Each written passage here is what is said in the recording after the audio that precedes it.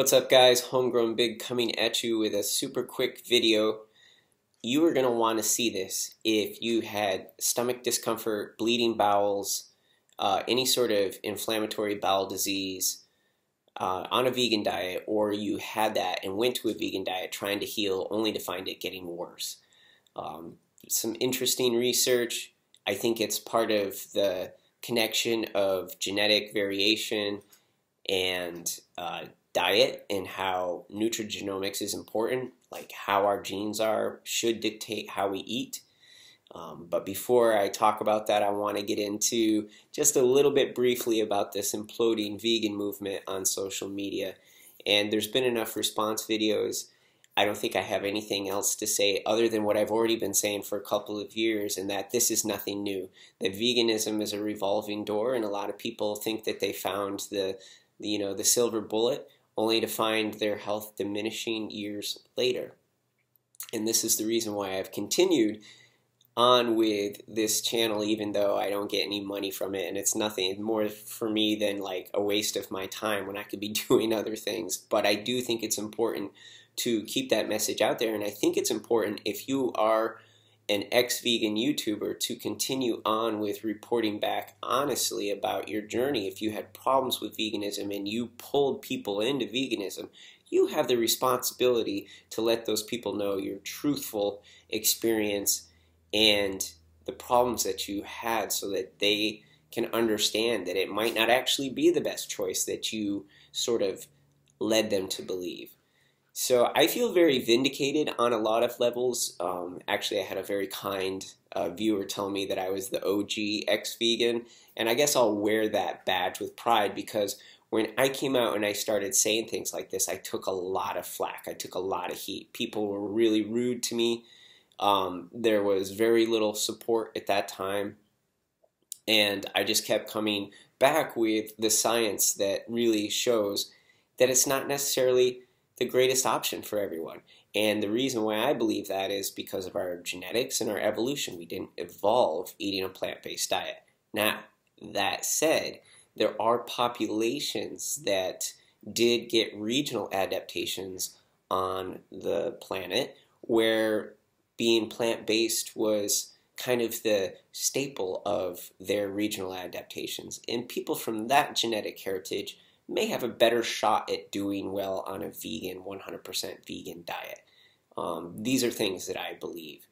But people with my kind of background, if you're from Northern Europe, not a lot of vegetables and grains and fruit grew there, and you're probably not going to do well, especially on lentils and grains, whole grains.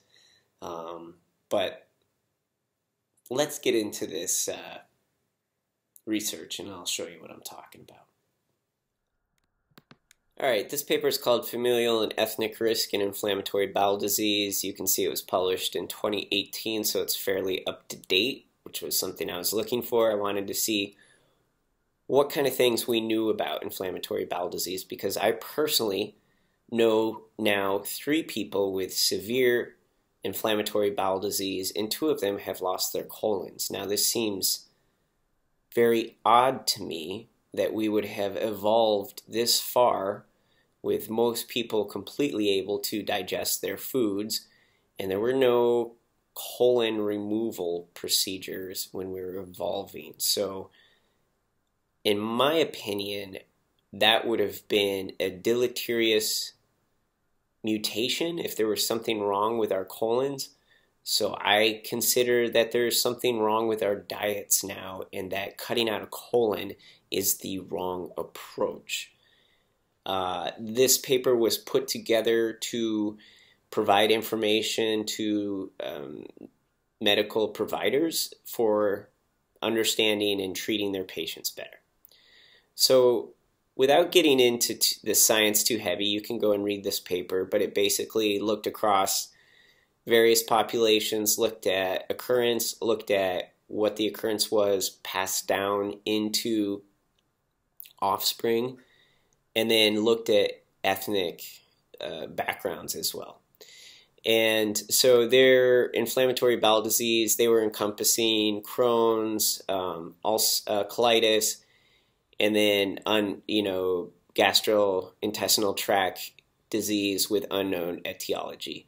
And here's where I really feel like modern diets are problematic. There's so much about these diseases that they don't know what triggers them, and they kind of can tell things that will treat it. But I think it's interesting that there are a number of people coming out now saying that they've gone on a meat-based diet or a carnivore diet and healed their problems 100%.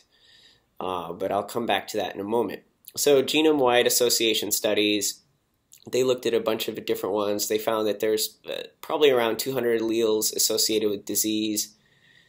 But of all of those, a very small percentage is genetics that are heritable or passed on. So that's interesting to me because that shows that maybe there's not a lot of mutations which are the cause of the disease, but maybe a few mutations in how the body's handling something that triggers the autoimmune. So moving on here, I think one of the most important things that they are talking about before they get into the research is that there is a positive family history of inflammatory bowel disease has been reported in 1.5 to 28% and 1.5 to 24% of the Crohn's and colitis. And that the white populations around the planet have a higher prevalence of inflammatory bowel disease in family history as compared to African American, Hispanic, and Asian populations. So let's just say this again. White populations have a higher prevalence of IBD family history, 26 to 33% compared to African Americans, 9 to 18%, Hispanic 9 to 16, Asian 5.9. This is an important idea to consider. Now, this research does not say anything about the evolution of a lack of whole grains and pulses where white people had a regional adaptations, but I think further research needs to be pointed in that direction. Let's keep looking through here. Okay, so interestingly enough, they show a threefold higher risk for non-white Hispanics to have IBD disease, and that the Ashkenazi Jewish people, and I apologize if I'm pronouncing that wrong in any way, show to have a 2 to 4-fold risk in developing IBD as well. So let's just talk about this real briefly in broad strokes, broad scientific strokes. So they found some mutations, and they found that there's correlations with these mutations and the increased incidence of IBD. Then they found also a lack of these mutations in other ethnic groups and found that there was a correlation with a lower incidence of IBD. Now, what we don't know are all of the mechanisms. So we've charted some phenomena. We have some ideas. We think there's some differences, and I would say, and what I'm saying right now is purely conjecture. These are my ideas, solely mine, and well, probably not solely mine, but from where I'm speaking, they're mine. And I believe that those are regional adaptations, right? So, for example, in Northern Europe, there's not a lot of whole grains, there's not a lot of pulses, and there's not a lot of super high fiber food that's available year round. The primary diet was dairy reliant and ruminant reliant and heavily seafood reliant. If you look at people who have IBD, they are told to go on a low residue diet. That's what it's called, a low residue diet.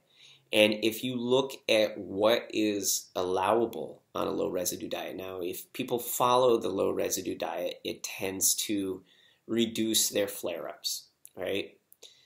And the big thing about a low residue diet is low fiber. So little to no fiber. They have to eat so little fiber that they will peel their fruit, okay? no raw vegetables or incredibly limited raw vegetables. Okay, so high fiber again. And it's suggested that they eat heavily stewed and cooked vegetables. They are told to stay away from any kind of beans. Beans are just terrible for them.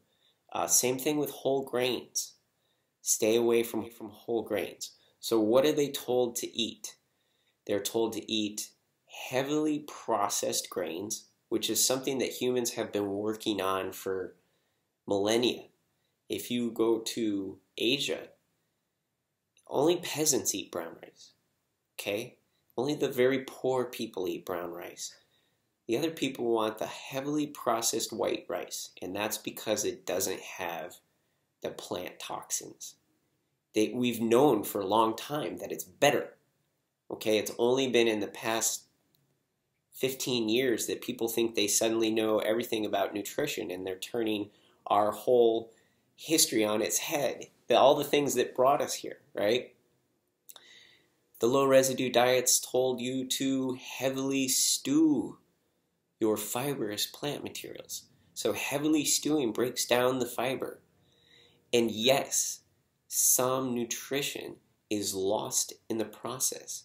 However, what's gained is digestibility, absorbability, and it actually unlocks some of the nutrition. There's tons of studies that show that heavily stewed vegetables actually have more bioavailability than raw vegetables. That's a whole other topic.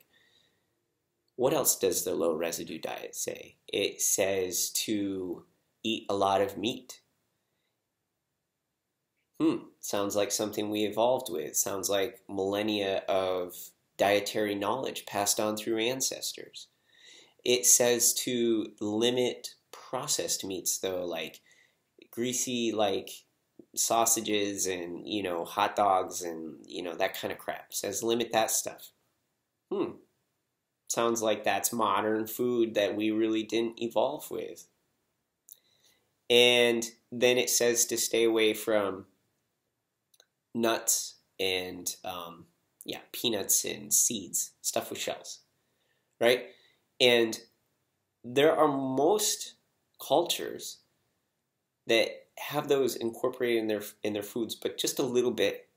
Like it's something that adds into your diet. It's not a staple of your diet like the vegan and plant-based diet, where it's one of the only places that you get fat, or good fats, like from walnuts and almonds and all this kind of stuff.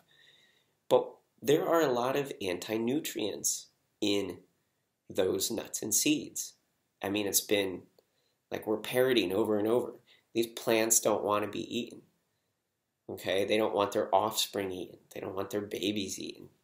And we have learned certain processes that help reduce the anti-nutrients and improve the absorbability and digestibility. Heavy roasting, whipping, blending, all these kind of things, right? If you're on a low residue diet and you had that heavily processed nut and seed product, you would fare much better than eating raw almonds or raw sunflower seeds, which is something that the healthy vegans are trying to promote. Oh, don't eat roasted almond butter. You want raw almond butter. Oh, don't eat roasted tahini, even though we have a millennia of cultures in history that have been roasting tahini and incorporating it in their foods. No, you want the raw tahini because that's healthier. This is the weirdest time that we suddenly think that we know everything about nutrition and that everything that delivered us here was wrong.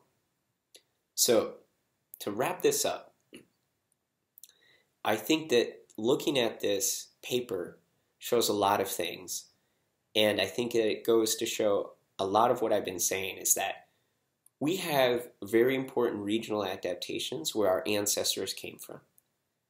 And most people on the planet did not have regional adaptations to plant-based diets. There are some who have more regional adaptations to plant-based diets and less genetic mutations that make plant-based diets difficult. And those are the people that might have a shot at doing okay on a vegan diet. But this idea that a vegan diet is healthy for everyone is clearly not the case by observational and anecdotal evidence.